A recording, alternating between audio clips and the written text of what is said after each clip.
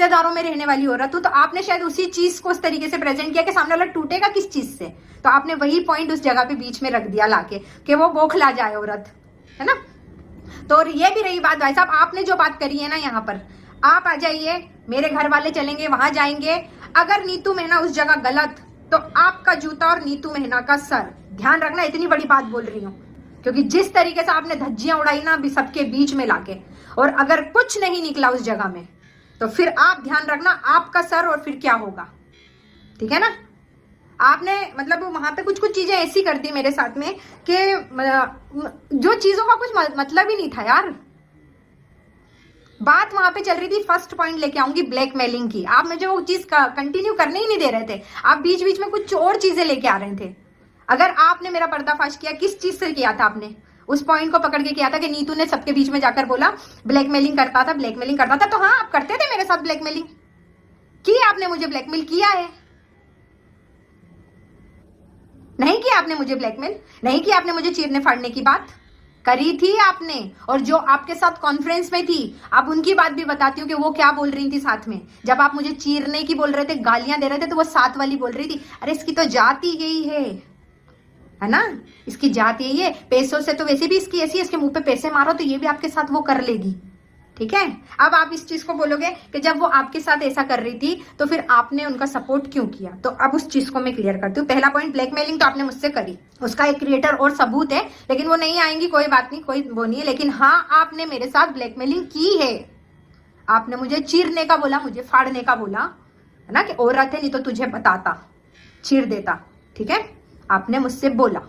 और रही बात उनकी इतनी बात सुनने के बाद, तो यहाँ पे मैं थोड़ा सा इस चीज को क्लियर करूंगी कि आपने उनका साथ दिया, अगर वो आपके साथ ऐसा कर रही थी तो आपने ऐसा सब क्यों किया उनके साथ में, अगर वो आपको इतना बुरा बोल रही थी, तो उस चीज को भी मैं आज क्लियर करती हूँ। मैंने इसलिए किया, जब उन तक मेरी रिकॉर्डिंग पहुंची, एक लेडी थी, सब लोगों को, हर क्रिएटर को ये चीज महसूस हुई, वो चीज मुझे भी महसूस हुई, ठीक है। मुझे यहाँ पे कैसे बताया गया कि यार थोड़ा सा देखा गया था कि फाइनेंशियल, आप लोग देख सकते हो ना कि मेरे फाइनेंशियल कंडीशन को किस तरीके से प्रेजेंट किया गया, तो उस समय उन्होंने भी मुझे यही बोला कि यार देखो, अगर आपको आपके घर के लिए कुछ करना है, आपको अपनी जिंदगी के लिए कुछ करना है, अपने बेटे के लिए कुछ करना है, तो आपको बाहर निकलना पड़ेगा, लोगों से मिलना पड़ेगा, और ये सब चीजें आप फेस करोगी, तभी जाके आप पब्लिक में आगे बढ़ोगी, लोगों में जान पहचान होगी, तो आपके फॉलोअर्स, आप तरक्की कर पाओगी, ये चीज थी। तो भाई हम उनके साथ में थे कि हाँ यार संग में, और एक दोस्त के नाते दोस्ती तो उनसे इतनी ज्यादा गहरी थी कि दिल और जान से थी, और जिसने दोस्ती की ना, सबने दिल और जान से उनसे दोस्ती की, पूरा ग्रुप उनको जान मानता था, पूरे ग्रुप की जान थी वो एक अकेली, हर इंसान उनके लिए दिल से जुड़ा हुआ था, हर चीज से जुड़ा हुआ था, और हमारा पूरा ग्रुप में वो सबसे ज्यादा प्यार पाने वाली एकमात्र औरत थी। हर इंसान ने दिल से बहुत प्यार किया, बहुत, हमारे ग्रुप ने, ठीक है। तो जब उन तक ये रिकॉर्डिंग आई, वो थोड़ा थोड़ा सा कुछ, क्योंकि क्या करती थी, जब जैसे कोई दूसरा क्रिएटर होता था ना, तो थोड़ा सा मेरे साथ मिसबिहेव होता था, तो मुझे भी थोड़ी चिढ़ाती थी। उसने भी मुझे दिखाई, वो जो लड़की थी, कि यार देखो तुम्हारे टाइम पे ऐसा वैसा वैसा करके, तो उस बीच में उस लड़की ने वो चीजें रिकॉर्ड करी और इन तक वो रिकॉर्डिंग पहुंची। तो फिर मतलब वहां से हम पार्टी से लौटे तो ठीक से बात नहीं कर रही थी। फिर एक और क्रिएटर था, उनके थ्रू उन्होंने मतलब खबर, उसने पूछा कि यार क्या हुआ, फोन क्यों नहीं उठा रही है, क्योंकि इनकी आदत थी जैसे कुछ होता था ना तो ये फोन उठाना बंद कर देती थी। तो मैंने उसको बोला यार देखना मेरा फोन नहीं उठा रही, कोई बात हुई क्या ऐसा वैसा, तो उसने बताया कि तेरे बारे में कुछ रिकॉर्डिंग आई है। फिर उसने बताया, बोले यार ऐसे बात नहीं होगी, तुझे वहां जाके उस चीज को क्लियर करना पड़ेगी। तो मैंने चलो ठीक है, तो मैं वहां पे गई। मुझे थोड़ा सा डर था, मिला यार मेरी रिकॉर्डिंग आ गई, मतलब पता नहीं मेरे साथ क्या करेंगे, लेकिन वहां मेरे साथ बहुत अच्छा व्यवहार हुआ, बहुत अच्छा व्यवहार हुआ। मैं गई तो फिर वो बैठी थी कमरे में, तो फिर वो मुझे देख के रोने लगी और बोलने लगी ऐसा क्यों किया तुमने मेरे साथ। तो मैंने यार तूने भी तो मेरे साथ ऐसा किया था, तो मैंने गुस्से गुस्से में बोल दिया। तो उन्होंने बोला मुझे मालूम है तू पगली है, तेरे में बुद्धि नहीं है, तुझे कोई भी बेवकूफ बना सकता है, और तू उसके बहकावे में आई और तूने ये सब कुछ किया। मुझे पता है तूने कल से खाना नहीं खाया होगा, बोले खाना लेके आओ। तो उन्होंने मुझे हाथ से ऐसे निवाले खिलाए, तो मुझे अंदर से ऐसा महसूस हुआ, मिला यार मेरी दोस्त जिसके लिए मैंने ऐसा उसके बहकावे में आके सब कुछ ऐसा कर दिया, मतलब ये कितनी अच्छी है मेरी दोस्त, कितनी प्यारी है। बोले यार इस दोस्त ने मतलब दिल से, मतलब मेरे को अंदर से बहुत ज्यादा गिल्टी फील हो रही थी।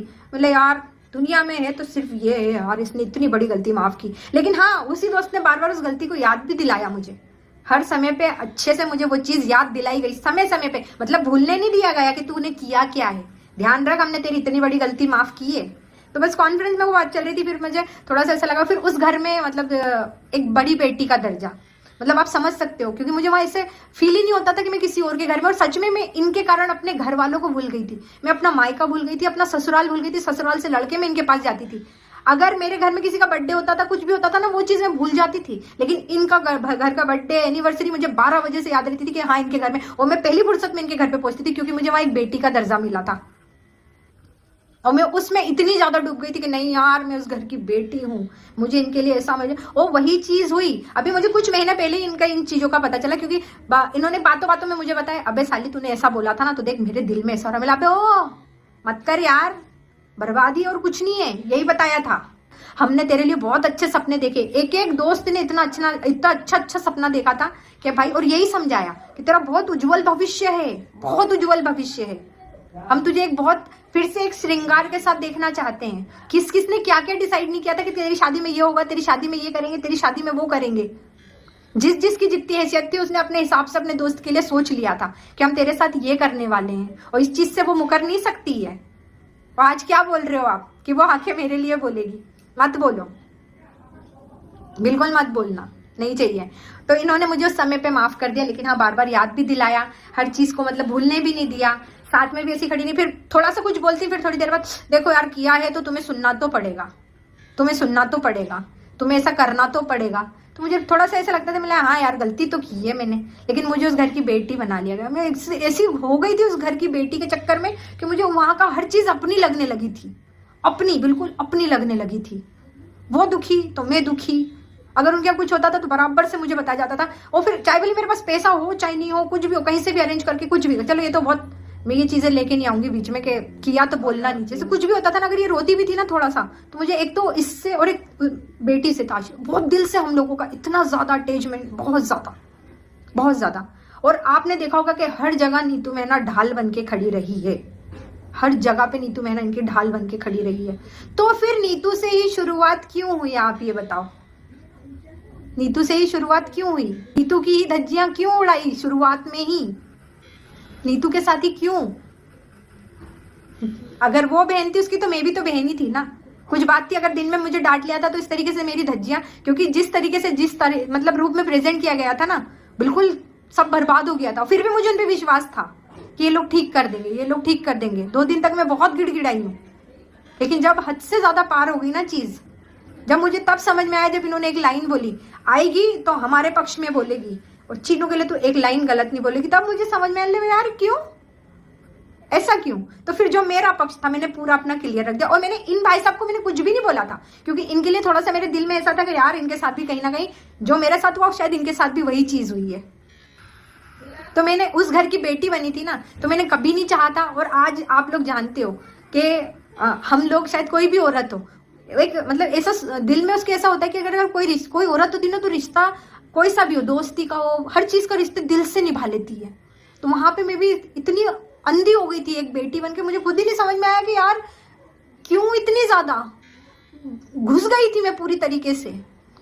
उस घर की इज्जत मेरी इज्जत, उस घर का ऐसा मेरा ऐसा, उस घर का फंक्शन मेरा फंक्शन, इस तरीके से मैं हो गई थी वहां पर। तो फिर मुझे सबसे पहले टारगेट क्यों? चलो आपने बता दिया कि अलका ने आपके लिए भड़काया था इसलिए उसने ऐसा बोला, अलका ने ऐसा करा, अलका ने वैसा करा। हाँ, तो इन्हीं के कहने पर अलका को भी मैंने बहुत बुरा बुरा बोला कि अलका ऐसा कर रही है, अलका वैसा कर रही है, अलका ढिमका कर रही है, अलका फलाना करे। फिर इन्होंने मुझसे बात करने के बाद एक तो सबसे बड़ी बात, इनसे रिश्ता खत्म करने के पॉइंट भी मैं बताती हूँ। जब ये बात हुई ना, तब मेरे देवर की चीनू से पर्सनली बात हुई, तो चीनू ने क्लियर बोला था कि आपकी भाभी हमारे घर नहीं दिखेगी।